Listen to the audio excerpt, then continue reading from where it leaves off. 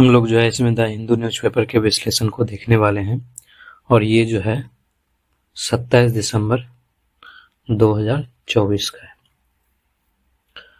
जो हमारा सबसे पहला न्यूज है वो पूर्व प्रधानमंत्री डॉक्टर मनमोहन सिंह को लेकर है। डॉक्टर मनमोहन सिंह का जो है 26 दिसंबर को जो है जो दिल्ली के एम्स अस्पताल है उनमें इनका निधन हो गया। 26 दिसंबर को जो है इनका निधन हो गया और दिल्ली के एम्स अस्पताल में निधन हुआ। और एम्स अस्पताल जो है वो बकायदा जो है प्रेस रिलीज किया था। ये एक अर्थशास्त्री भी थे और भारत के प्रधानमंत्री भी थे। तो देश के पूर्व प्रधानमंत्री डॉक्टर मनमोहन सिंह का 26 दिसंबर को दिल्ली के एम्स अस्पताल में निधन हो गया। वे काफी लंबे समय से बीमार थे और खबर के मुताबिक जो है शाम में जो है इनकी तबीयत बिगड़ने से जो दिल्ली के एम्स अस्पताल है उसमें भर्ती कराया गया था। फिर जो है वहीं पर इनका निधन हो गया। इनका जन्म जो है 26 सितंबर 1932 को जो है जो भारत का अविभाजित पंजाब प्रांत था, यानी कि जिस समय भारत और पाकिस्तान दोनों एक साथ था, तो उस समय के जो पंजाब प्रांत थे उसके एक गांव में हुआ था 26 सितंबर 1932 को। इसके बाद जो है 1948 में वे पंजाब यूनिवर्सिटी से मैट्रिक की शिक्षा पूरी की। पंजाब से वे ब्रिटेन के कैम्ब्रिज यूनिवर्सिटी तक पहुंचे और 1957 में अर्थशास्त्र में फर्स्ट क्लास ऑनर्स की डिग्री इन्होंने हासिल किया था। तो इनका जन्म जो है 26 सितंबर 1932 को हुआ था और पंजाब प्रांत के एक गांव में हुआ था। 1948 में इन्होंने पंजाब यूनिवर्सिटी से मैट्रिक की परीक्षा पास की। फिर वो जो है ब्रिटेन के जो कैम्ब्रिज यूनिवर्सिटी है वहां से उन्होंने जो है 1957 में अर्थशास्त्र में फर्स्ट क्लास ऑनर्स की डिग्री हासिल की थी। हम लोग देखते हैं मनमोहन सिंह का जो राजनीतिक सफर था वो कैसा था। मनमोहन सिंह 2004 से 2014 तक देश के प्रधानमंत्री थे, यानी कुल 10 साल जो है देश के प्रधानमंत्री थे। और 1971 में मनमोहन सिंह भारत सरकार के वाणिज्य मंत्रालय में आर्थिक सलाहकार के रूप में शामिल हुए। वहीं 1972 में वित्त मंत्रालय के मुख्य आर्थिक सलाहकार के रूप में उन्होंने काम किया। मनमोहन सिंह ने विभिन्न सरकारी पदों पर रहे। उनमें भारतीय रिजर्व बैंक के गवर्नर, वित्त मंत्रालय में सचिव, योजना आयोग के उपाध्यक्ष, प्रधानमंत्री के सलाहकार, विश्वविद्यालय अनुदान आयोग के अध्यक्ष भी शामिल हैं। मनमोहन सिंह 1991 से 1996 के बीच भारत के वित्त मंत्री भी रहे थे। ठीक है, ये भारत के वित्त मंत्री थे 1991 से 96 के बीच में। इसके अलावा उन्होंने जो है आर्थिक सुधार को लेकर जो है बहुत बड़ा काम किया था और उनके लिए जो है आज इनको याद किया जाता है। इसके अलावा जो है 1991 में ये पहली बार राज्यसभा के सदस्य चुने गए थे और उन्होंने जो है उच्च सदन में 5 बार असम और 2019 में राजस्थान का प्रतिनिधित्व किया था। 1998 से 2004 तक भारतीय जनता पार्टी सत्ता में थी और मनमोहन सिंह जो है राज्यसभा में जो है उस वक्त विपक्ष के नेता थे। इसके अलावा जो है 1999 में उन्होंने दक्षिणी दिल्ली से लोकसभा का चुनाव लड़ा और उसमें जो है उनको जीत नहीं मिला था। मनमोहन सिंह ने साल 2004 में आम चुनाव के बाद 22 मई को देश के प्रधानमंत्री के रूप में उन्होंने शपथ लिया और 22 मई 2009 को दूसरे कार्यकाल के पद के रूप में उन्होंने शपथ लिया था। तो उनका जो कार्यकाल था वो 2004 से 2014 तक था। ठीक है, उस समय वो भारत के प्रधानमंत्री रहे थे। डॉक्टर मनमोहन सिंह को कई सारे पुरस्कार भी मिले हैं, जैसे कि उनको भारत का दूसरा सर्वोच्च नागरिक सम्मान पद्म विभूषण 1987 में मिला था। इसके अलावा उन्हें जो है भारतीय विज्ञान कांग्रेस का जवाहरलाल नेहरू जन्म शताब्दी पुरस्कार समेत और भी कई सारे प्रतिष्ठित पुरस्कार से सम्मानित किया गया है।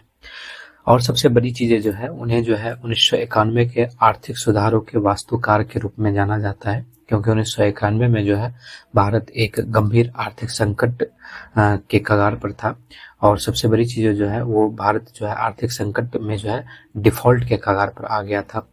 और 1990-91 में खाड़ी युद्ध के कारण तेल की कीमतों में तेजी से वृद्धि हुई और विदेशों में भारतीय श्रमिकों से प्राप्त धन में गिरावट आई थी। इसके परिणाम स्वरूप क्या हो गया था कि जो भारत का विदेशी मुद्रा भंडार था वो $6 बिलियन कम हो गया था, जो देश के आयात के 2 सप्ताह को कवर करने के लिए मुश्किल से ही पर्याप्त था, यानी कि भारत के पास इतने पैसे नहीं थे कि वह देश के आयात को जो है 2 सप्ताह तक कवर कर पाता। उस वक्त जो है मनमोहन सिंह ने आर्थिक क्षेत्र में सुधार लाने वाला बजट पेश करते हुए कहा, पृथ्वी पर कोई भी शक्ति उस विचार को नहीं रोक सकती जिसका समय आ गया है। मैं इस सम्मानित सदन को सुझाव देता हूँ कि दुनिया में एक प्रमुख आर्थिक शक्ति के रूप में भारत का उदय एक ऐसा ही विचार है। वित्त मंत्री के रूप में उन्होंने भारत के आर्थिक उदारीकरण को आगे बढ़ाने में महत्वपूर्ण भूमिका निभाई, जिसमें अर्थव्यवस्था को खोलना, आयात प्रतिबंधों को कम करना और राज्य के स्वामित्व वाले उद्यमों का निजीकरण करना शामिल था। जब वो 2004 से 2014 तक भारत के प्रधानमंत्री थे, तो वो लगातार जो है 2 कार्यकाल तक भारत के प्रधानमंत्री थे, यानी 2004 और 2014 तक जो है। इसके अलावा जो है भारत के 13वें प्रधानमंत्री के रूप में उन्होंने कार्य किया। उन्हें उनके काम के लिए सराहा जाता है। नैतिकता, शैक्षणिक दृष्टिकोण और अपने व्यवहार में मिलनसार और विनम्र होने के लिए उन्हें काफी याद किया जाता है। उनकी सरकार ने राष्ट्रीय ग्रामीण रोजगार गारंटी अधिनियम और सूचना का अधिकार अधिनियम सहित सामाजिक कल्याण कार्यक्रमों पर ध्यान केंद्रित किया था। जो नरेगा है और जो आरटीआई है, उन पे जो है इन्होंने काम किया था और इसका उद्देश्य जो है ग्रामीण गरीबी को सशक्त बताना और शासन में सुधार करना था। मनमोहन सिंह के नेतृत्व ने सुनिश्चित किया कि भारत वैश्विक वित्तीय संकट का सामना कई अन्य देशों की तुलना में बेहतर तरीके से कर सके और देश अपेक्षाकृत प्रभावित रहा। ठीक है। इसके अलावा जो है वो राज्यसभा के सदस्य के रूप में 33 साल का उनका कार्यकाल था और इस साल की शुरुआत में मनमोहन सिंह राज्यसभा से जो है वो रिटायर हो गए थे और जिसमें उनका जो है 33 साल का राज्यसभा का कार्यकाल समाप्त हो गया। मनमोहन सिंह ने कभी लोकसभा का चुनाव नहीं लड़ा। उन्होंने पहली बार अक्टूबर 1991 में कांग्रेस पार्टी द्वारा राज्यसभा के लिए नामित किया गया था। केंद्रीय वित्त मंत्री बनने के कुछ ही महीने बाद जो है उनको कांग्रेस पार्टी द्वारा राज्यसभा में नामित किया गया था। उन्हें 2019 में अपने अंतिम कार्यकाल के लिए राजस्थान जाने से पहले राज्यसभा में 5 कार्यकालों के लिए असम का प्रतिनिधित्व किया था। ठीक है। इसके अलावा जो है वो भारतीय रिजर्व बैंक के गवर्नर के रूप में उन्होंने कार्य किया था और ये कार्यकाल जो है 1982 से 1985 के बीच में था। अपने इस कार्यकाल के दौरान डॉक्टर मनमोहन सिंह ने बैंकिंग क्षेत्र में महत्वपूर्ण कानूनी सुधारों की देखरेख की, जिसमें भारतीय रिजर्व बैंक अधिनियम में एक नया अध्याय शुरू करना और शहरी बैंक विभाग की स्थापना करना शामिल है। बैंक में अपने कार्यकाल के बाद मनमोहन सिंह ने वित्त मंत्री नियुक्त होने से पहले विभिन्न पदों पर कार्य किया और इस भूमिका में उनका कार्यकाल उदारीकरण की शुरुआत करने और भारत में व्यापक आर्थिक सुधारों को लागू करने में उनके नेतृत्व द्वारा चिन्हित किया गया है। मैक्रो इकोनॉमिक मैनेजमेंट में उनकी विशेषज्ञता ने उन सुधारों के लिए आधार तैयार किया जिन्हें बाद में उन्हें वित्त मंत्री के रूप में लागू किया। इसके अलावा जो है वे मुख्य आर्थिक सलाहकार रहे थे 1982 से 85 के बीच में और व्यापार और वाणिज्य सचिव भी 1976 से 1980 के बीच में रहे थे। मनमोहन सिंह ने जो है भारत के मुख्य आर्थिक सलाहकार के रूप में काम किया और जो साल था वो 1982 से 85 था और उन्होंने जो है महत्वपूर्ण आर्थिक नीति पर इन्होंने सलाह दी। इसके अलावा उन्होंने जो है वाणिज्यिक मंत्रालय में सचिव का पद संभाला था और जो साल था वो 1976 से 1980 था।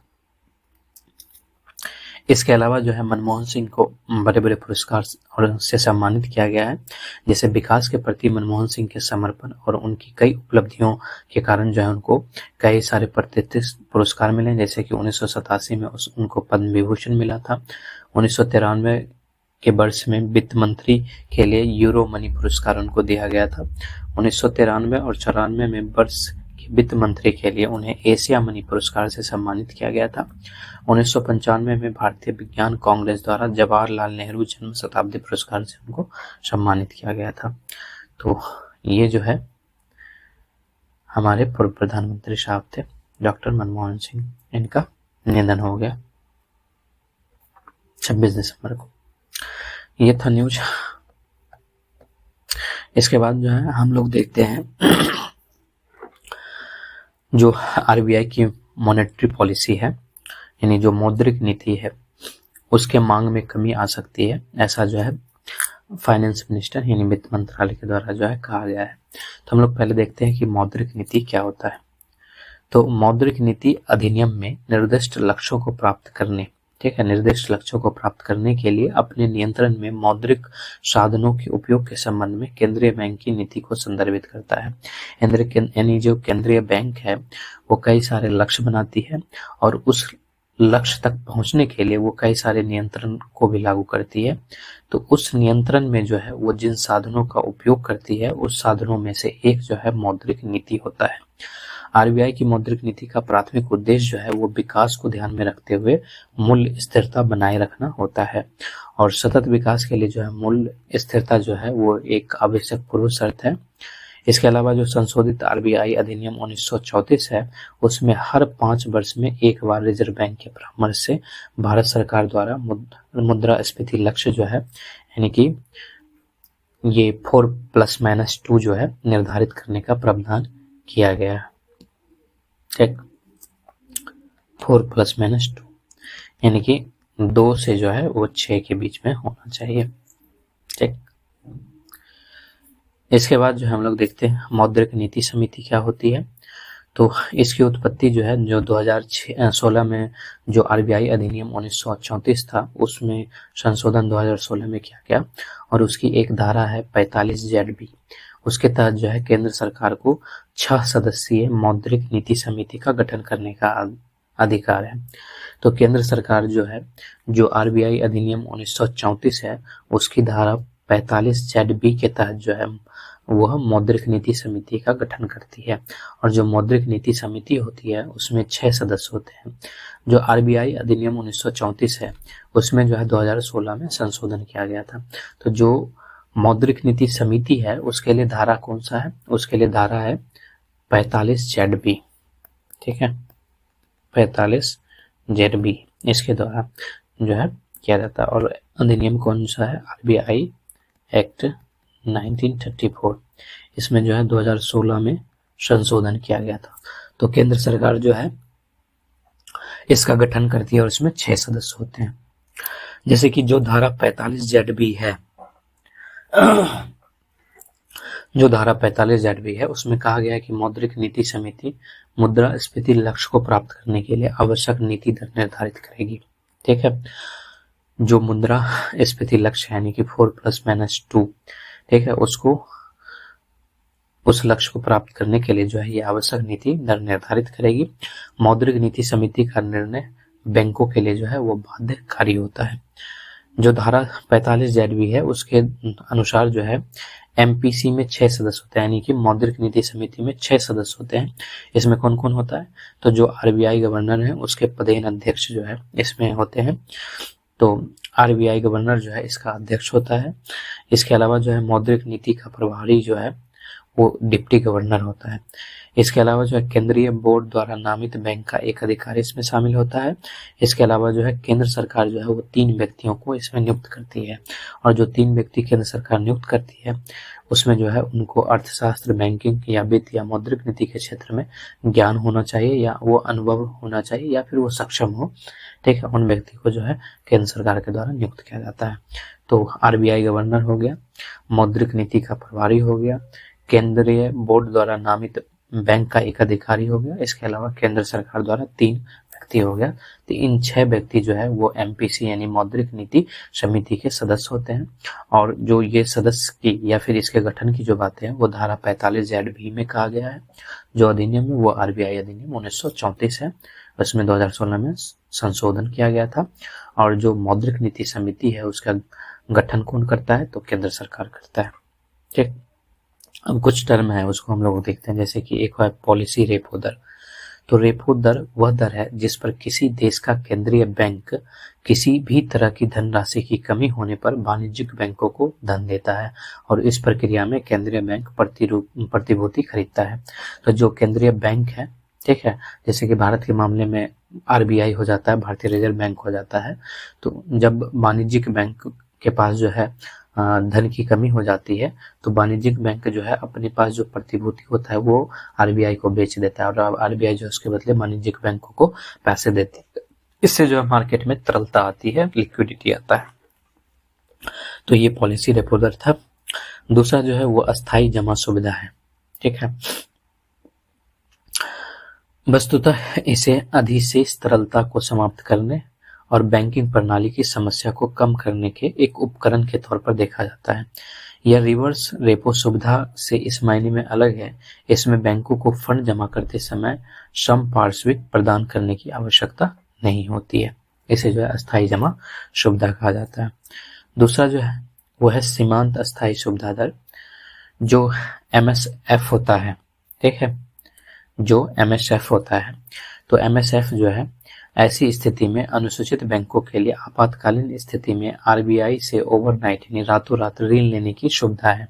जो सीमांत अस्थायी सुविधा दर है उसमें जो है जो अनुसूचित बैंक है, अगर उसके पास इमरजेंसी की स्थिति आती है तो वो RBI से, नहीं तरलता की कमी आ रही है तो वो रातों रात जो है RBI से ऋण लेता है।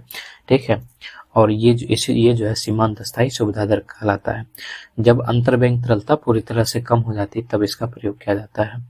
इंटरबैंक लैंडिंग के तहत बैंक एक निश्चित अवधि के लिए एक दूसरे को फंड उधार देती है, जैसे कि जो वाणिज्यिक बैंक है वो भी आपस में एक दूसरे को जो है ऋण देता है या फंड उधार देता है, तो उसको जो है इंटरबैंक लैंडिंग कहा जाता है।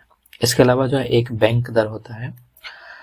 बैंक दर जो है वाणिज्यिक बैंकों को धन उधार देने के लिए RBI द्वारा वसूल की जाने वाली दर है। ठीक है, जब RBI जो है वो वाणिज्यिक बैंक को ऋण देता है तो RBI जो है उससे ब्याज लेता है। ठीक है, तो उसे ही बैंक दर कहा जाता है। तो वाणिज्यिक बैंकों को धन उधार देने के लिए RBI द्वारा वसूल की जाने वाली दर जो है वो बैंक दर कहलाती है। इसके अलावा जो एक CRR होता है, नगद आरक्षित अनुपात। CRR के तहत जो है वाणिज्यिक बैंकों को केंद्र सरकार के पास जो है एक निश्चित न्यूनतम जमा राशि आरक्षित रखनी पड़ती है ताकि बैंक जो है वो कल के डेट में डिफॉल्ट ना हो सके। तो उसको जो है जो केंद्रीय बैंक है उसके पास एक न्यूनतम जमा राशि रखनी पड़ती है, उसी को CRR कहा जाता है।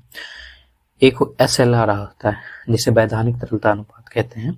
तो वैधानिक तरलता अनुपात या SLR जमा का वह न्यूनतम प्रतिशत है जिसे एक वाणिज्यिक बैंक को तरल नकदी, सोना या अन्य प्रतिभूति के रूप में अपने पास बनाए रखना होता है। ठीक है, ये था कुछ टर्म। अब आगे जो है हम लोग चर्चा करेंगे कास्ट सेंसस पे। ठीक है, ये काफी समय से जो है मुद्दे में रहा है जाति जनगणना। भारत की जनगणना द्वारा अनुसूचित जातियों, अनुसूचित जनजातियों पर आंकड़े प्रकाशित किए जाते हैं। अन्य पिछड़ा वर्ग जो OBC है और अन्य समूह की जो आबादी है उस पर कोई अनुमान जो है उपलब्ध नहीं कराया जाता है। तो इस वजह से भी जो जाति जनगणना जो है वो चर्चा में रहता है। तो हम लोग देखते हैं जो जनगणना और सामाजिक आर्थिक या जाति जनगणना क्या है। तो भारत में पहले जनगणना को देखते हैं, सेंसस इन इंडिया।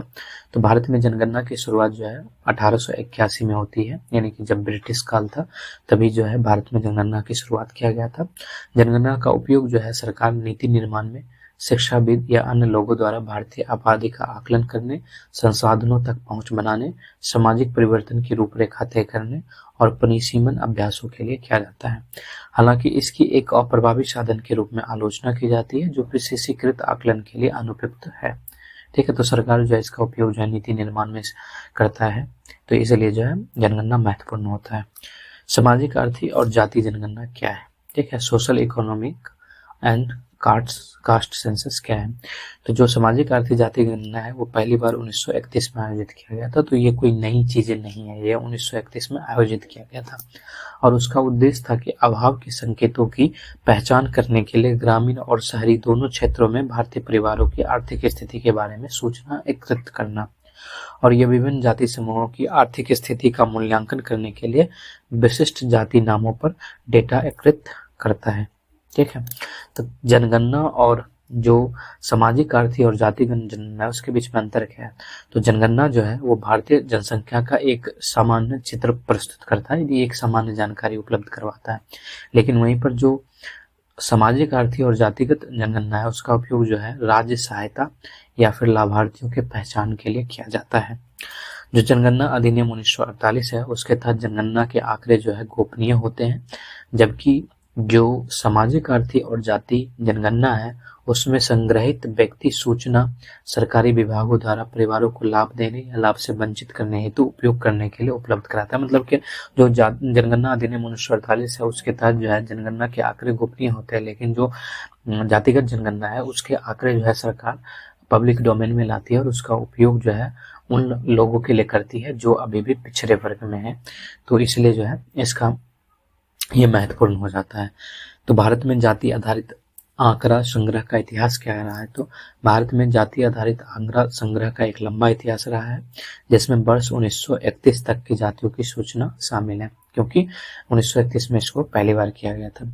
वर्ष 1951 के बाद जातिगत आंकड़ों का संग्रह बंद करने का निर्णय लिया गया, ताकि इस विभाजनकारी दृष्टिकोण से बचा जा सके और राष्ट्रीय एकता को बढ़ावा दिया जा सके। क्योंकि जो समाज में उच्च कुल के लोग हैं या जो उच्च जाति के लोग हैं उसके द्वारा ये विरोध किया जाता है, और इसलिए भी क्योंकि जो जातिगत जनगणना होती है वो खासतौर पर पिछड़े जो जाति हैं उनको लेकर होता है, ठीक है। उनकी डाटा को जो है पब्लिक डोमेन में लाया जाता है, तो इस वजह से जो है ये एक विभाजनकारी दृष्टिकोण भी पैदा करती है। तो इससे जो राष्ट्र की एकता अखंडता है उसको खतरा हो जाता है। तो इसलिए जो है इसका संग्रहण करने का बंद करने का निर्णय जो है 1951 में लिया गया था। बदलती सामाजिक राजनीतिक गतिशीलता और सटीक सूचना की आवश्यकता को देखते हुए अब जो है फिर से जातिगत जनगणना को जो है एक नई सिरे से जो है इसे लागू करने का निर्णय लिया जा रहा है, और खासतौर पर जो विपक्ष पार्टी है वो बार बार जो है इसको मतलब चर्चा में लाती है। इसके संवैधानिक देश क्या है? तो भारत का संविधान भी जातिगत जनगणना आयोजित करने का पक्षधर है। तो संविधान जो है इस संविधान में इसकी चर्चा है। संविधान कहता है कि जातिगत जनगणना होना चाहिए, जैसे कि अनुच्छेद 340 है वो जो है सामाजिक और शैक्षणिक रूप से पिछड़े वर्गों की दशा की जांच करने और इस संबंध में सरकार द्वारा उठाए जा सकने वाले कदमों के बारे में सिफारिश करने के लिए एक आयोग की नियुक्ति का प्रावधान करता है। तो जब ये आयोग जो है उसकी जब जांच करेगा, ठीक है, तो जांच किस आधार पर करेगा? जब उसके पास आंकड़े होंगे तभी जांच करेगा, और आंकड़ा जो है कहाँ से आएगा? जातिगत जनगणना से आएगा। तो संविधान भी जो है जातिगत जनगणना आयोजित करने का पक्षधर है, और ये जातिगत जनगणना आयोजित करने का जो पक्ष है वो भारतीय संविधान के अनुच्छेद 340 के माध्यम से पूरा होता है, ठीक है। अब अगला जो न्यूज है वो हम लोग जो है पढ़ेंगे ईडी के बारे में। हालांकि इसमें कुछ खास नहीं है, लेकिन ईडी के बारे में हम लोग को जानना है। प्रवर्तन निदेशालय, देखो ईडी जो है वह एक बहु अनुशासनात्मक संगठन है, ठीक है। ये जो है मनी लॉन्ड्रिंग यानी कि जो अवैध धन को वैध करना होता है जिसको मनी लॉन्ड्रिंग कहते हैं, उसके अपराध और जो विदेशी मुद्रा कानून है उसके उल्लंघन की जांच करता है। और ये जो है वित्त मंत्रालय के राजस्व विभाग के अधीन कार्य करता है, और भारत सरकार की एक प्रमुख वित्तीय एजेंसी के रूप में ईडी जो है भारत के संविधान और कानूनों के सख्त अनुपालन में जो है कार्य करता है। इसकी संरचना क्या है? तो सबसे पहले इसका मुख्यालय जो है वो नई दिल्ली है, और इसका नेतृत्व जो है प्रवर्तन निदेशक करता है, जो डायरेक्टर होते हैं वो करता है। प्रवर्तन के विशेष निदेशकों की अध्यक्षता जो है मुंबई, चेन्नई, चंडीगढ़, कोलकाता और दिल्ली में जो है 5 क्षेत्रीय कार्यालय भी है, ठीक है। तो इनके 5 क्षेत्रीय कार्यालय कहाँ कहाँ है ये इंपॉर्टेंट है हमारे लिए। एक है मुंबई में, चेन्नई में, चंडीगढ़ में, कलकत्ता और दिल्ली में है, ठीक है। मुंबई हो गया, चेन्नई हो गया, चंडीगढ़ हो गया, कलकत्ता हो गया और दिल्ली हो गया। तो ये 5 जगह जो इनका क्षेत्रीय कार्यालय है। इसके अलावा जो है इसमें जो अधिकारी होती है उसकी भर्ती या तो सीधे तौर पर किया जाता है, ठीक है, सीधे तौर पर भर्ती होता है, या फिर जो अन्य जांच एजेंसी है उसके अधिकारियों को जो है इसमें शामिल किया जाता है। जैसे कि इसमें IRS जो भारतीय राजस्व सेवा है, जो IPS भारतीय पुलिस सेवा है, जो IAS होते हैं भारतीय प्रशासनिक सेवा, उसके अधिकारी को इसमें शामिल किया जाता है। जैसे आयकर अधिकारी हो गया, उत्पाद शुल्क अधिकारी हो गया, सीमा शुल्क अधिकारी हो गया, पुलिस हो गया। तो इस पद पे जो है इन सबको जो है इसमें ईडी में शामिल किया जाता है, और खास तौर पे ईडी जो है वह संविधान को लेकर जो है बड़ा सख्त होता है, कानून को लेकर बड़ा सख्त होता है। इनका कार्यकाल जो है 2 वर्ष है, लेकिन जो है 3 वर्ष का विस्तार देकर जो निदेशकों का कार्यकाल है वो 2 वर्ष से जो है 2 वर्ष से 5 वर्ष कर दिया गया है। जो डायरेक्टर है उनका कार्यकाल जो है 2 वर्ष से 5 वर्ष कर दिया गया है। इसके अलावा जो दिल्ली विशेष पुलिस स्थापना अधिनियम है, Delhi special police establishment act जो है 1946 वाला, और जो केंद्रीय सतर्कता आयोग अधिनियम 2003 में है, इसमें जो है संशोधन किया गया ताकि सरकार को दो प्रमुखों को उनके शुरुआती 2 वर्ष के शासनादेश के बाद एक अतिरिक्त वर्ष के लिए अपने पदों पर बनाए रखने का अधिकार प्रदान किया जा सके। तो इन दोनों अधिनियम में संशोधन के माध्यम से सरकार को जो है ऐसी शक्ति मिली है। इसके अलावा जो है एक कोफे फोसा होता है, इसको जो है विदेशी मुद्रा का संरक्षण और तस्करी गतिविधियों की रोकथाम अधिनियम 1974 के नाम से भी जाना जाता है। और ये जो अधिनियम है, इसके तहत इस निदेशालय को फेमा के उल्लंघन के संबंध में निवारक निरोध के मामले को प्रायोजित करने का अधिकार है। ठीक है, तो फेमा क्या है? फेमा को विदेशी मुद्रा प्रबंधन अधिनियम 1999 कहते हैं। ये जो है विदेशी व्यापार और भुगतान की सुविधा से संबंधित कानूनों को समेकित और संशोधित करने तथा भारत में विदेशी मुद्रा बाजार के व्यवस्थित विकास और रखरखाव को बढ़ावा देने के लिए लागू किया गया एक नागरिक कानून है। ईडी को विदेशी मुद्रा कानून और नियमों के उल्लंघनों की जांच करने, कानूनों का उल्लंघन करने वालों पर निर्णय लेने और उन पर जुर्माना लगाने का उत्तरदायित्व सौंपा गया है।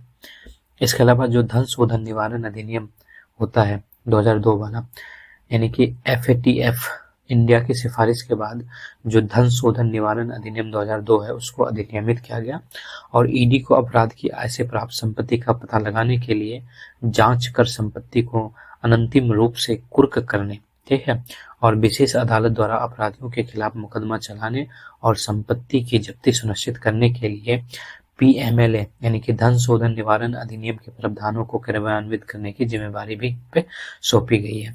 इसके अलावा जो भगोड़ा आर्थिक अपराधी अधिनियम 2018 है, उनसे भी इनको शक्ति प्राप्त मिलती है। जैसे कि हाल में विदेशों में आश्रय लेने वाले आर्थिक अपराधियों से संबंधित मामलों की संख्या में वृद्धि के साथ भारत सरकार ने भगोड़ा आर्थिक अपराधी अधिनियम 2018 पेश किया और ईडी को इसके प्रवर्तन का जिम्मा सौंपा गया है। यह कानून आर्थिक अपराधों को भारतीय अदालतों के अधिकार क्षेत्र से बाहर रहकर भारतीय कानूनों की प्रक्रिया से बचने से रोकने के लिए बनाया गया है। इस कानून के तहत ईडी को उन भगोड़े आर्थिक अपराधियों की संपत्ति को कुर्क करना अनिवार्य है जो गिरफ्तारी का वारंट लेकर भारत से भाग गए हैं और केंद्र सरकार को उनकी संपत्तियों को जब्त करने का प्रावधान है, इनसे मिलता है। ठीक है, अब जो अगला न्यूज है, हम लोग जब PM उदय को लेकर देखेंगे, जो प्रधानमंत्री सूर्योदय की योजना है उसको लेकर। तो जो प्रधानमंत्री सूर्योदय योजना है वो एक नवाचारी सरकारी पहल है और इसका उद्देश्य क्या था? जो 1 करोड़ घर हैं उसके छत पर जो है सौर ऊर्जा प्रणाली या जो रूफ टॉप सोलर प्लेन है वो स्थापित करना था। तो रूफ टॉप सोलर प्लेन क्या होता है? तो रूफटॉप सोलर जो है एक फोटोवोल्टिक प्रणाली है जिसमें विद्युत उत्पादन करने वाले सौर पैनल आवासीय या व्यावसायिक भवन या संरचना की छत पर जो है लगाए जाते हैं। इससे लाभ क्या होता है? तो यह ग्रिड से जुड़ी विद्युत की खपत को जो है कम करता है और उपभोक्ताओं के लिए विद्युत की लागत को बचाता है। रूफटॉप सोलर प्लांट से उत्पन्न अधिशेष सौर ऊर्जा इकाइयों को मीटरिंग प्रावधानों के अनुसार ग्रिड में निर्यात भी किया जा सकता है और उपभोक्ता प्रचलित नियम के अनुसार अधिशेष निर्यात विद्युत के लिए उन्हें जो है कुछ पैसे भी दिए जाएंगे जिससे उनको लाभ होगा। जैसे कोई आदमी जो है अपने छत पे रूफटॉप सोलर पैनल लगाता है और वो जो है उससे इलेक्ट्रिसिटी बनाता है और उसके खपत के बाद जो इसके पास इलेक्ट्रिसिटी बच जाता है तो वो जो है उस इलेक्ट्रिसिटी को जो ग्रिड होता है वहां पर निर्यात भी कर सकता है और उसके बदले में उनको जो है मौद्रिक लाभ भी मिलेगा। इसके अलावा जो है बहुत सारे इसके लिए पहल है। जैसे सरकार जो है 2014 में रूफटॉप सोलर प्रोग्राम लॉन्च किया था और इसका लक्ष्य था कि वर्ष 2022 तक 4000 मेगावाट या 40 गीगावाट की संचयी संस्थापित क्षमता हासिल करना था। हालांकि जो है ये लक्ष्य हासिल नहीं किया जा सका तो सरकार जो है इस वजह से इसको 2022 से बढ़ाकर 2026 कर दिया इसके समय सीमा को। कुछ रिपोर्ट के अनुसार प्रधानमंत्री सूर्योदय योजना 40 गीगावाट रूफटॉप सोलर क्षमता के लक्ष्य तक पहुंचने में मदद करने का एक बड़ा प्रयास है। अब हम लोग देखते हैं कि भारत में जो सौर क्षमता है उसकी स्थिति क्या है। तो जो रूफटॉप सौर क्षमता है उसके अंतर्गत दिसंबर 2023 तक छत पर लगाए गए रूफटॉप सोलर प्रणाली की कुल क्षमता जो है वो 11.08 गीगावाट है। गुजरात 2.8 गीगावाट के साथ सूची में शीर्ष पर है। इसके बाद जो है महाराष्ट्र 1.7 गीगावाट की क्षमता के साथ जो है वो दूसरे स्थान पर है। गुजरात 1 नंबर में, महाराष्ट्र 2 नंबर में। ऊर्जा, पर्यावरण और जल परिषद की हालिया रिपोर्ट के अनुसार कुल रूफटॉप सोलर प्रणाली की मात्र 20% स्थापनाएं आवासीय क्षेत्र में की गई है तथा अधिकांश रूफटॉप सोलर प्रणाली वाणिज्यिक और उद्योग क्षेत्रों में है। रिपोर्ट के अनुसार भारत के 25 करोड़ घर छतों पर कुल 637 गीगावाट की क्षमता की सोलर प्रणाली स्थापित कर सकते हैं और इसकी कुल क्षमता का मात्र 1/3 हिस्सा देश में संपूर्ण आवासीय क्षेत्रों की विद्युत की मांग को पूरा कर सकता है। तो ये बहुत महत्वपूर्ण है। इसके अलावा जो है स्थापित सोलर प्रणाली की कुल क्षमता क्या है, तो नवीन और नवीकरणीय ऊर्जा मंत्रालय के अनुसार दिसंबर 2023 तक भारत के छतों पर स्थापित सोलर प्रणाली की क्षमता जो है वो 73.31 गीगावाट तक पहुंच गई है। कुल सौर क्षमता के मामले में राजस्थान 18.7 गीगावाट के साथ शीर्ष पे है। वहीं पर जो है गुजरात जो है 10.5 गीगावाट के साथ दूसरे स्थान पर है। छत पर स्थापित सोलर प्रणाली क्षमता के संदर्भ में जो है गुजरात जो है 2.8 गीगावाट के साथ जो है शीर्ष पे है और इसके बाद महाराष्ट्र जो है 1.7 गीगावाट के स्थान पर दूसरे स्थान पे है। तो अगर छत पर स्थापित के मामले में आएगा तो गुजरात 1 नंबर में हो जाएगा, लेकिन वहीं पर कुल सौर क्षमता यानी कि चाहे छत हो, जमीन हो, पानी हो, कहीं भी हो, उस मामले में राजस्थान पहले नंबर पे आता है। इसके बाद जो है गृह मंत्रालय ने जो है ICJS 2.0 में 3 नए आपराधिक कानूनों की कार्यान्वयन की समीक्षा की है। तो गृह मंत्रालय ने राष्ट्रीय आपराधिक रिकॉर्ड ब्यूरो, ठीक है, को निर्देश दिया है कि वह 3 नए आपराधिक कानूनों को इंटरऑपरेबल क्रिमिनल जस्टिस सिस्टम यानी कि जो ICJS है, इसका जो फुल फॉर्म है इंटरऑपरेबल क्रिमिनल जस्टिस सिस्टम 2.0 है, वो पूरी तरह से लागू करने की प्रक्रिया को सुगम बनाए। गृह मंत्रालय ने कहा है कि प्रत्येक राज्य केंद्र शासित प्रदेश में ई साक्ष्य, न्याय श्रुति, ई साइन और ई समन जैसे एप्लीकेशन का उपयोग किया जाना चाहिए। जो ई साक्ष्य है यह एप्लीकेशन जो है साक्ष्यों के प्रबंधन में सहायता करता है और जो न्याय श्रुति है यह एप्लीकेशन जो है इलेक्ट्रॉनिक तरीके से न्यायिक कार्रवाई को आसान बनाता है। सभी आपराधिक मामले में पंजीकरण से लेकर मामले के निपटान तक पूर्व निर्धारित चरण और समय सीमा में अलर्ट जनरेट किए जाने चाहिए ताकि जांच प्रक्रिया में तेजी लाए जा सके। मंत्रालय ने यह भी कहा है कि जांच अधिकारियों और आपराधिक न्याय प्रणाली के अन्य हितधारकों को लाभ पहुंचाने के लिए NCRB द्वारा एक डेटा समृद्ध प्लेटफॉर्म बनाया जाना चाहिए।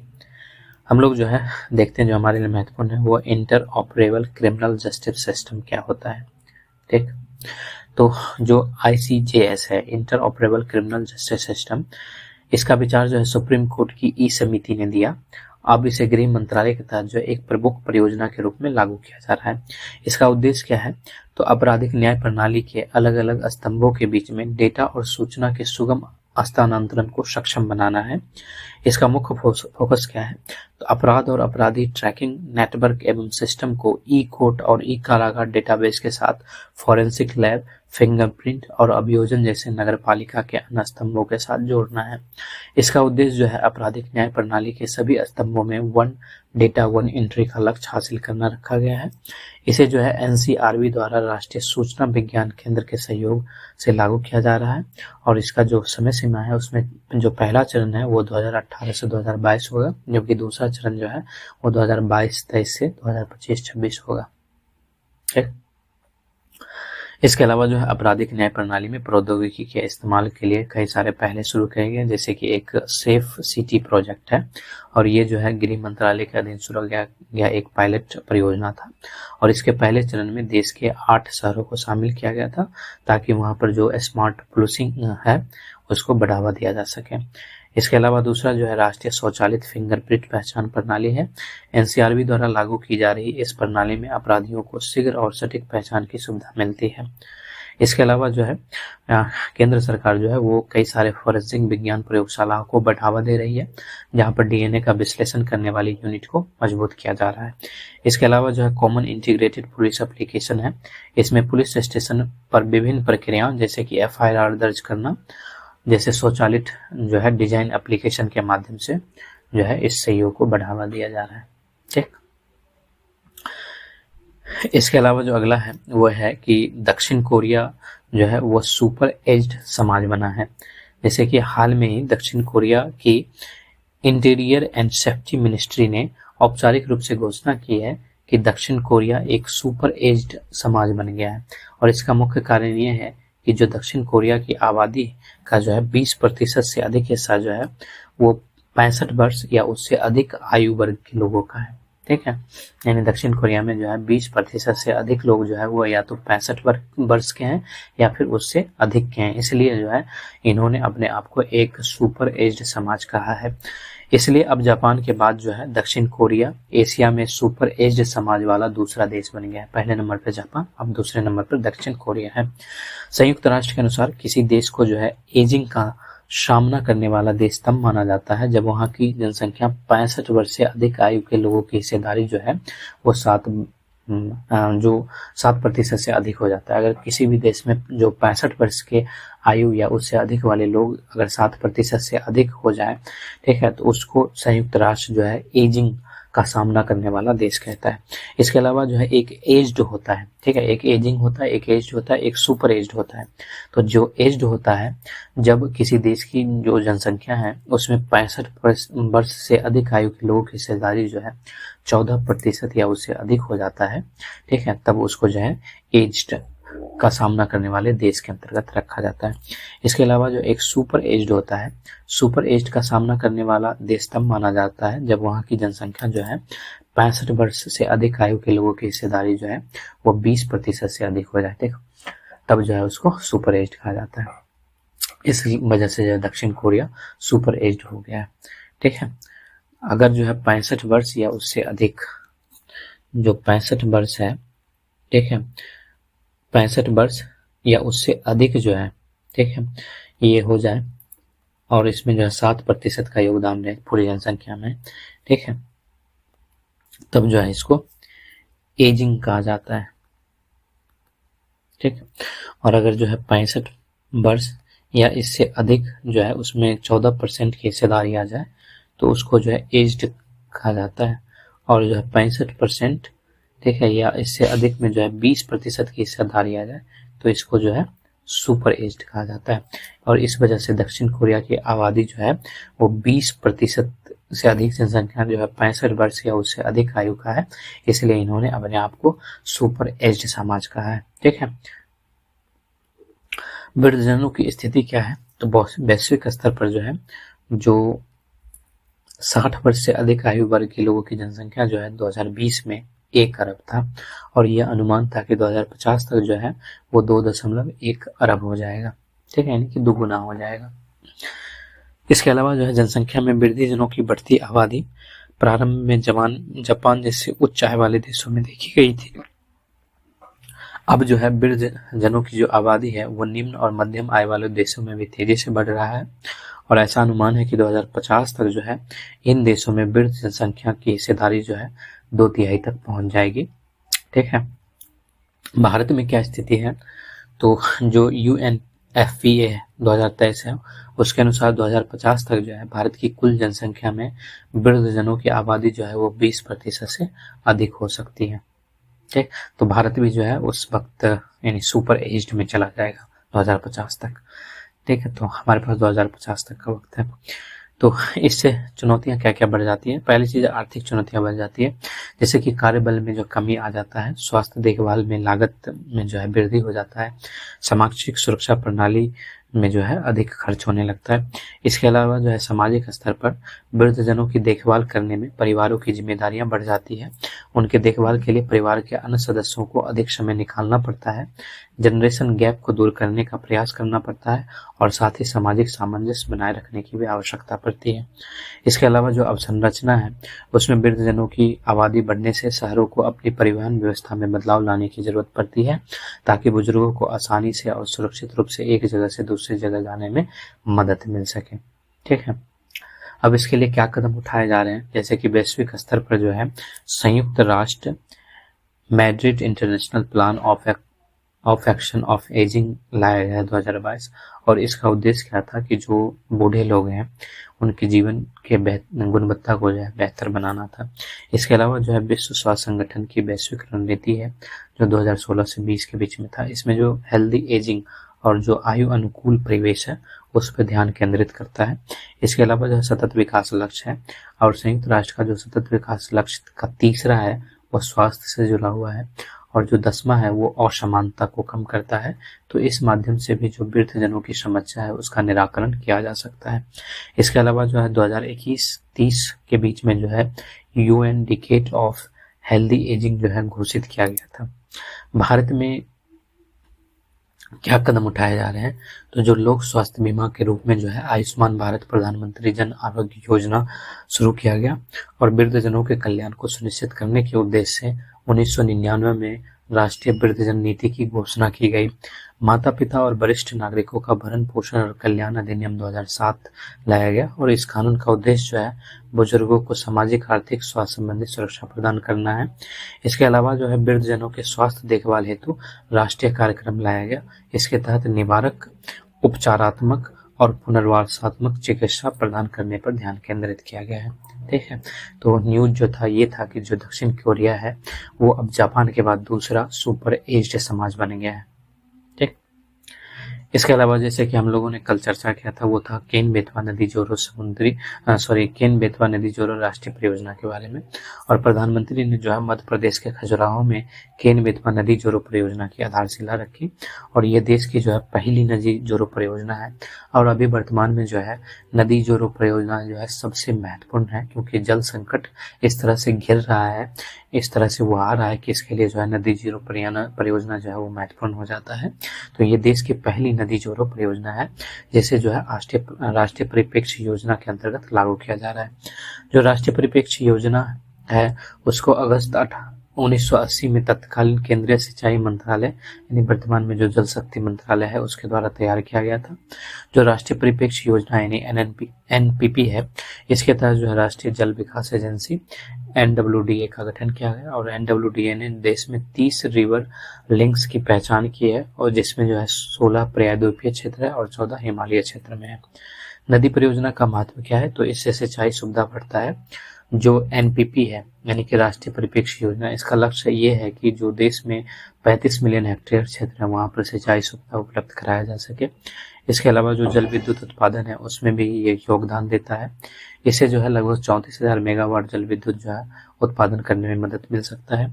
जल सुरक्षा को बढ़ावा देता है। इसके अलावा जो है अगर नदियों में पानी रहेगा तो उससे जो है अंतर्देशीय जल मार्ग का विकास होगा, जो नौवहन होगा उसके द्वारा जो है जल मार्ग में परिवहन किया जा सकता है। इसके अलावा जो बाढ़ और सूखा प्रबंधन है उससे भी जो है इजात मिलेगा। इसके अलावा इससे जो है रोजगार सृजित हो सकता है, पर्यटन का विकास होगा, जो मत्स्य उद्योग है उसमें बढ़ावा मिलेगा। हालांकि जो है नदी जोड़ो परियोजना की बहुत सारी चिंताएं में, जैसे कि पर्यावरणीय प्रभाव है, इससे जो है प्राकृतिक प्रणालियों में व्यवधान उत्पन्न होता है, क्योंकि नदियां जो है प्राकृतिक धाराएं बनाती हुई बहती है। अब जो है उसे मानव अपनी इच्छा अनुसार मोड़ेगा तो इस वजह से पर्यावरण पर प्रभाव पड़ेगा, और इससे जो है मानसून और जैव विविधता पर दीर्घकालिक प्रतिकूल प्रभाव पड़ता है। इसके अलावा सामाजिक प्रभाव भी हैं, जैसे कि पोलावरम लिंक परियोजना के कारण जो है लगभग 1 लाख परिवार प्रभावित हुआ था, और इसमें जो है 80% आदिवासी थे, और यह परियोजना महानदी गोदावरी, पेन्नार, कावरी, बेगई नदी को आपस में जोड़ने वाली परियोजना का हिस्सा था। इसके अलावा जो है अन्य राज्यों के बीच में जो है यह जल विवाद को भी उत्पन्न करता है, और जो हिमालय नदियों के संबंधित जो अंतर्राष्ट्रीय विवाद है उसको भी जन्म देता है। तो हम लोग जो है देखते हैं केन बेतवा नदी परियोजना के बारे में। तो इस परियोजना के अंतर्गत जो है केन नदी के अतिरिक्त जल को जो है बेतवा नदी में हस्तांतरित किया जाएगा। इससे जो है मुख्य रूप से MP और उत्तर प्रदेश को, मध्य प्रदेश और उत्तर प्रदेश को लाभ होगा। इसके लिए केन नदी पर दोधन बांध और दोनों नदियों को आपस जोड़ने वाली एक नहर का निर्माण भी किया जाएगा। जो केन बेतवा नदी जोड़ो परियोजना है उसके प्रथम चरण में दोधन बांध complex, low level tunnel, Ken Betwa link नहर और बिजली घरों का निर्माण किया जाना है, और दूसरे चरण में जो है लोअर और बांध, बीना कॉम्प्लेक्स परियोजना और कोठा बैराज का निर्माण किया जाना है। तो ये जो है प्रधानमंत्री जी ने इन्होंने जो है केन बेतवा नदी जोड़ो परियोजना की जो आधारशिला रखी ये था। इसके अलावा जो है 24 दिसंबर को जो है राष्ट्रीय उपभोक्ता दिवस मनाया गया था, और उपभोक्ता मामले, खाद्य और सार्वजनिक वितरण मंत्रालय ने राष्ट्रीय उपभोक्ता दिवस 2024 के अवसर पर कुछ प्रमुख पहले भी शुरू की। प्रत्येक वर्ष जो है 24 दिसंबर को राष्ट्रीय उपभोक्ता दिवस मनाया जाता है। उपभोक्ता संरक्षण अधिनियम 1986 को जो है 24 दिसंबर के दिन ही जो है राष्ट्रपति की स्वीकृति मिली थी। यानी जो उपभोक्ता संरक्षण अधिनियम 1986 है उस पर राष्ट्रपति जी द्वारा जो है 24 दिसंबर को ही स्वीकृति मिला था। इस वजह से 24 दिसंबर को जो है राष्ट्रीय उपभोक्ता दिवस मनाया जाता है। जो उपभोक्ता मामले, खाद्य और सार्वजनिक वितरण मंत्रालय है उसके द्वारा कौन कौन सा पहल शुरू किया गया, तो उपभोक्ताओं को डार्क पैटर्न से बचाने के लिए जागो ग्राहक, जागो ऐप, जागृति ऐप और जागृति डैशबोर्ड का शुभारंभ किया गया है। गवर्नेंस और परिचालन में पारदर्शिता, दक्षता और जवाबदेही बढ़ाने के लिए नेशनल लीगल मेट्रोलॉजी ई मैप की शुरुआत की गई। तीव्र शिकायत समाधान, बहुभाषी समर्थन और एआई संचालित सुविधा प्रदान करने के लिए संशोधित राष्ट्रीय उपभोक्ता हेल्पलाइन पोर्टल 2.0 का भी शुभारंभ किया गया। इसके बाद जो है हम लोग चर्चा करेंगे United nation disengagement observer force के बारे में। हाल में ही संयुक्त राष्ट्र महासचिव ने ब्रिगेडियर अमिताभ झा को श्रद्धांजलि अर्पित की है। Amitabh Jha United nation disengagement observer force के तहत गोलन हाइट्स पर तैनात थे। जो United nation disengagement observer force है इसका मुख्यालय जो है कैंप फुआर है, यानी कि जो सीरिया के हिस्से वाला गोलन हाइट्स है वहां पर कैंप फुआर है, वहीं पर इसका मुख्यालय बनाया गया है।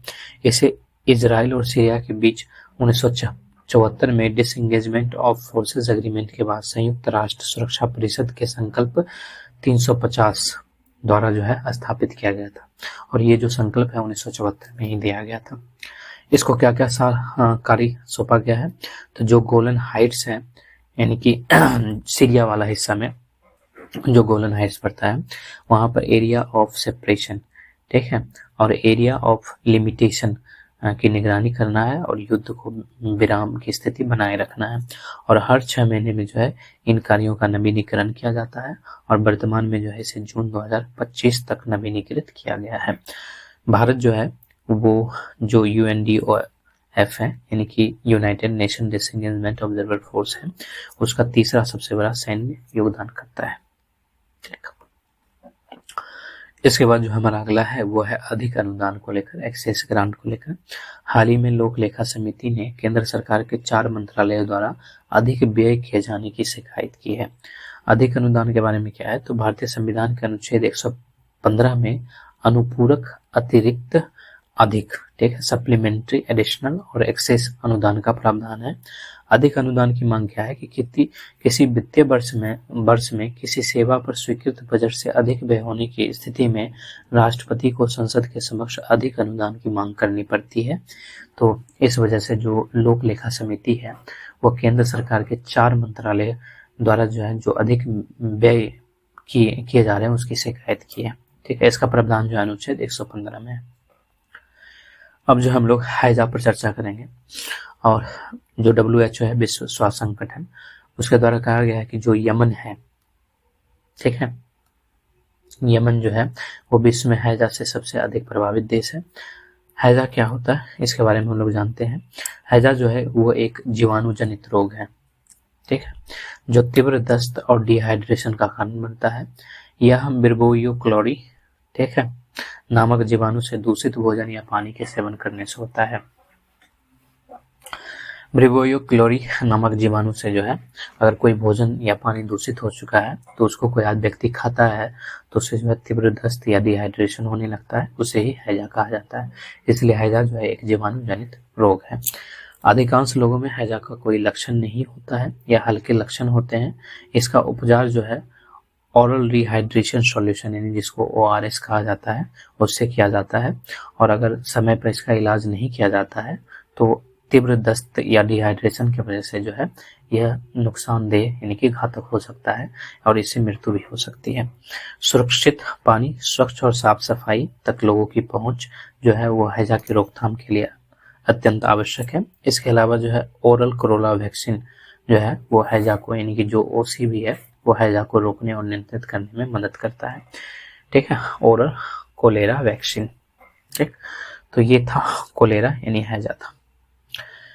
इसके बाद जो हमारा अगला है वो है किलाउआ ज्वालामुखी के बारे में। हाल में ही जो है हवाई के बिग आइसलैंड पर किला हुआ ज्वालामुखी में विस्फोट हुआ है और ज्वालामुखी विस्फोट के कारण उत्सर्जित गैसों का 99% हिस्सा जल वाष्प है।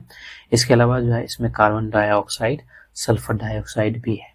ठीक है, इसमें जो 1% है यानी कि 99% में जल वाष्प, कार्बन डाइऑक्साइड और सल्फर डाइऑक्साइड है, और जो 1% है उसमें अल्प मात्रा में जो hydrogen sulphide, carbon monoxide, hydrogen chloride और हाइड्रोजन फ्लोराइड भी शामिल किया गया है।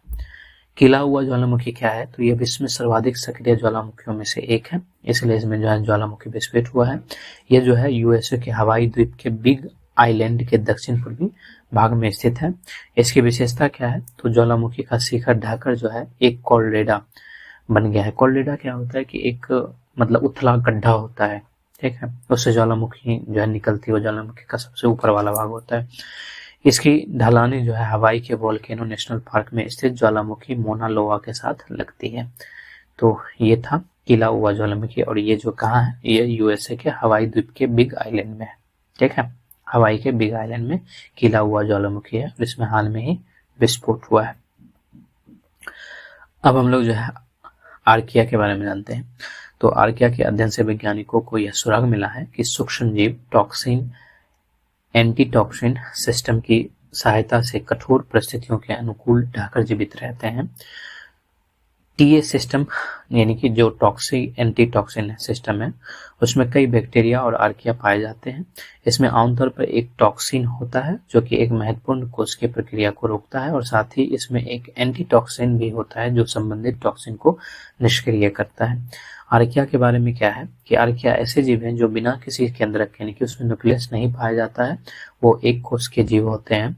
और आर्किया के जीवन के 3 प्रमुख डोमेन जो है उसमें से एक जो है अन्य 2 बैक्टीरिया और एक यूकेरियोटस है।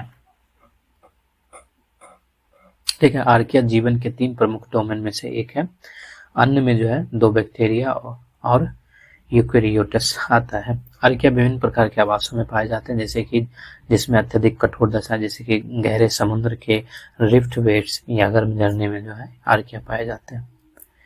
इसके बाद जो है हमारा अगला न्यूज है वो कांग्रेस का बेलगांव अधिवेशन को लेकर है, जो 1924 में हुआ था।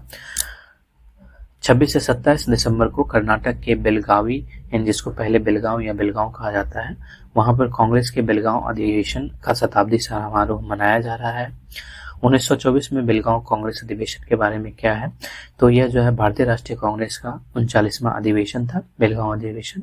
और सबसे बड़ी चीज थी, इसकी अध्यक्षता जो है महात्मा गांधी ने किया था, और यह एकमात्र ऐसा अधिवेशन है जिसकी अध्यक्षता महात्मा गांधी किए थे। तो यह कांग्रेस का एकमात्र ऐसा अधिवेशन है जिसकी अध्यक्षता महात्मा गांधी के द्वारा किया गया था। बेलगांव अधिवेशन का महत्व क्या है? तो इस अधिवेशन में गांधी जी ने स्वराज और सर्वोदय के विचार पर चर्चा की थी, और इस अधिवेशन में कांग्रेस के संगठनात्मक ढांचे और कार्य प्रणाली में सुधार किया गया, और सदस्यता शुल्क में जो है 90% की कटौती की गई तथा सामाजिक परिवर्तन पर ध्यान केंद्रित किया गया था। बेलगांव में अस्पृश्यता के खिलाफ अलग से सम्मेलन आयोजित किया गया था। हिंदू मुस्लिम एकता, सार्वजनिक सेवा हेतु प्राश्रमिक और खादी के अनिवार्य उपयोग पर बल देने के लिए एक मजबूत प्रस्ताव जो है यहाँ पर पारित किया गया था। तो इसका जो है शताब्दी समारोह जो है यानी 1924 में था, तो अभी 2024 है, यानी 100 साल पूरे हो गए हैं। तो कर्नाटक के बेलगांव में जो है इसका शताब्दी समारोह मनाया जा रहा है। यह राष्ट्रीय कांग्रेस का, भारतीय राष्ट्रीय कांग्रेस का 39वां अधिवेशन था जिसकी अध्यक्षता महात्मा गांधी ने किया था। ठीक है, इसके बाद जो हम लोग लैंडस्लाइड लेक को देखेंगे, यानी भूस्खलन झील को। हाल में ही जो उत्तराखंड के कुमाऊं हिमालय रेंज में भूस्खलन के कारण बना एक तालाब 1 वर्ष से भी कम समय में विशाल झील में तब्दील हो गया है। इसको लेकर कुछ विशेषज्ञों ने चिंता जताई है।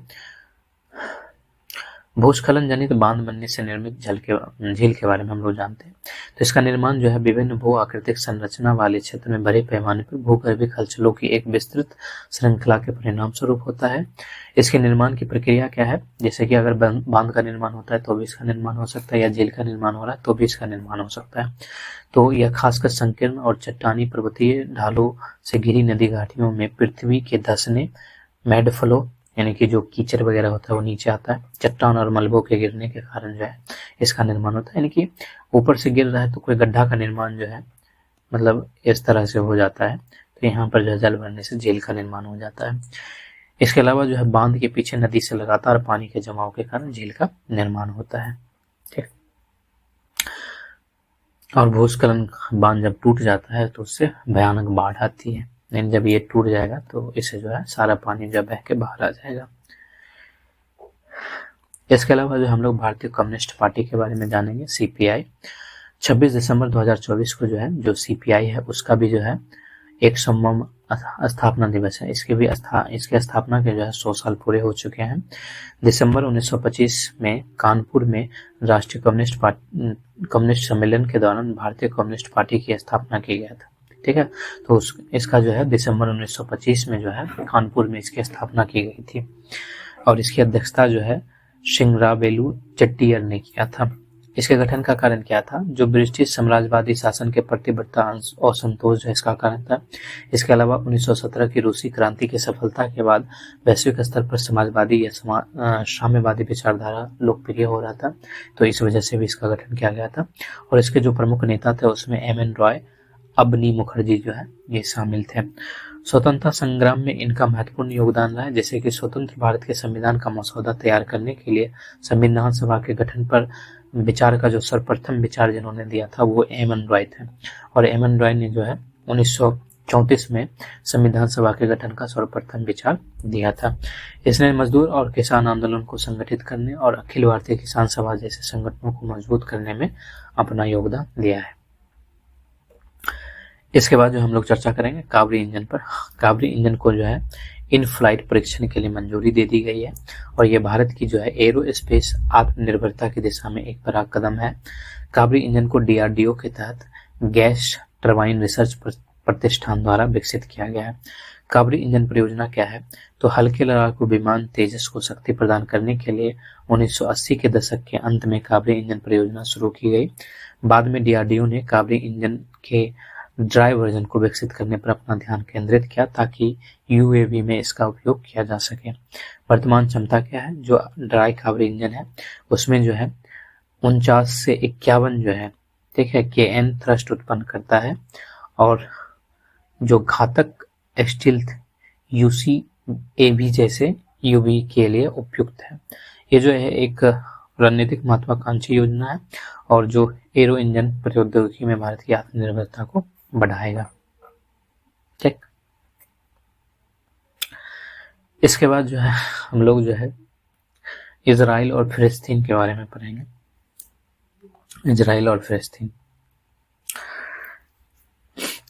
और फिलिस्तीन के बीच में विवाद क्या है? तो जो यरूशलेम है उसके प्रतीक और भूमि को लेकर जो है इन दोनों के बीच में सदियों से पुराने विवाद रहे हैं। जैसे कि 1948 से पहले अरब इजराइल युद्ध में इजराइल ने शहर के पश्चिमी आधे हिस्से पर कब्जा कर लिया और जॉर्डन ने पूर्वी हिस्से पर कब्जा कर लिया, जैसे कि यहाँ पे आप देख सकते हैं। ठीक है, ये इजराइल है, ये फिलिस्तीन है। ठीक, तो वर्ष 1948 के पहले अरब इजराइल युद्ध में इजराइल ने शहर के पश्चिमी आधे हिस्से पर कब्जा कर लिया और जॉर्डन के पूर्वी हिस्से पर कब्जा कर लिया, जिस पर बाद में इजराइल ने कब्जा कर लिया। तब से इजराइल ने पूर्वी यरूशलेम में बस्तियों का विस्तार किया। फिलिस्तीन पूर्वी यरूशलेम को राजधानी बनाना चाहता है।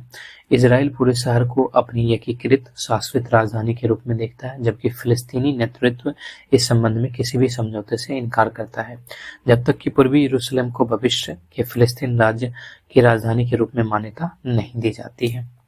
फिलिस्तीन को पूर्वी यरूशलेम के पास स्थित शेख जर्राह से बेदखल होने के खतरे का सामना करना पड़ रहा है।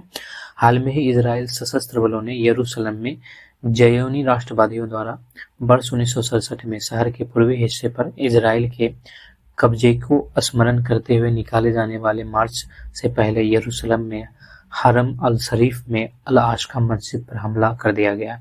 अल आस्का मस्जिद मक्का और मदीना के बाद इस्लाम का तीसरा सबसे पवित्र धर्मस्थल है। इसने पूरे क्षेत्र में इस्लाम के अनुयायियों में भय पैदा कर दिया और कट्टरपंथियों ने अल आस्का मस्जिद की रक्षा हेतु आह्वान करना शुरू कर दिया। वर्ष 2021 की शुरुआत में पूर्वी यरूशलेम के केंद्रीय न्यायालय ने यहूदी एजेंसियों के पक्ष में अपने निर्णय को बरकरार रखा, जिसमें न्यायालय ने 4 फिलिस्तीनी परिवार को शेख जर्राह से बेदखल होने के पक्ष में निर्णय दिया था। यह समस्या अभी भी अनसुलझी है और गंभीर बनी हुई है। हिंसा का वर्तमान स्वरूप 2014 के बाद सबसे गंभीर हो गया, जिसमें फिलिस्तीनियों द्वारा रॉकेट फायरिंग और जवाबी कार्रवाई में इजरायलियों द्वारा किए गए हवाई हमले शामिल हैं। हिंसा को भड़काने वाले कारक क्या क्या हैं? तो फिलिस्तीन में हमास का शासन होना, ठीक है। हमास वर्ष 1987 में खोजी गई मिस्र के मुस्लिम ब्रदरहुड की हिंसक शाखा है, जो हिंसक जिहाद के माध्यम से फिलिस्तीन के हर इंच पर अल्लाह के झंडे को ऊपर उठाने की मांग कर रहा है। हमास फिलिस्तीनियों का अधिक कट्टरपंथी गुट है, जिसमें अब जवाबी कार्रवाई शुरू कर दी है। फिलिस्तीन की तथाकथित राष्ट्रपति सत्ता न तो चुनाव करा रही है, न ही ठीक तरह से काम कर रही है। हमास की तानाशाही और सीमाओं पर इजराइल की घेराबंदी फिलिस्तीनियों को परेशानी कर रही है। दोनों राज्यों में राजनीतिक अस्थिरता भी इसका कारण है। इसके अलावा जो पिछले 2 वर्षों में इजराइल में 4 चुनाव हुए हैं और वो भी जो है अनिर्णायक रहा है। इजराइल के प्रधानमंत्री ने अपना पद बरकरार रखा है, लेकिन केवल कार्यवाहक के रूप में। इसके अलावा जो है विभाजित इजराइल भी जो है इसका समस्या का कारण है। अरब इजराइल जो आबादी का सिर्फ 20% है, समान जातीयता के कारण फिलिस्तीनियों के साथ है। अरब इजराइल और इजराइल के दूर दराज के समुदाय देश के अंदर गृह युद्ध जैसी गतिविधियों में लिप्त हैं। इसके अलावा जो इसमें अमेरिका जो है इस क्षेत्र में अपना महत्व खो रहा है। अमेरिका संयुक्त राष्ट्र सुरक्षा परिषद में फिलिस्तीनी कारणों से होने वाले बैठकों को रोक रहा है और पूरी तरह से इजराइल के बचाव के अधिकारों को मान्यता देता है।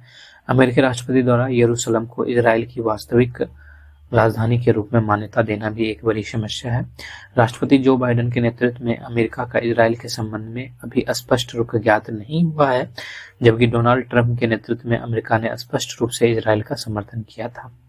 हालांकि अमेरिका में मौजूदा प्रशासन ने तटस्थ रहने की बात की है, लेकिन उसने इस संघर्ष में ज्यादा कूटनीतिक ऊर्जा का निवेश नहीं किया है।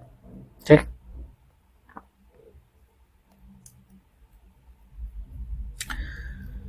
तो ये हम लोगों का आज का न्यूज था। ठीक, इसमें हम लोग जो है यहीं तक रखते हैं।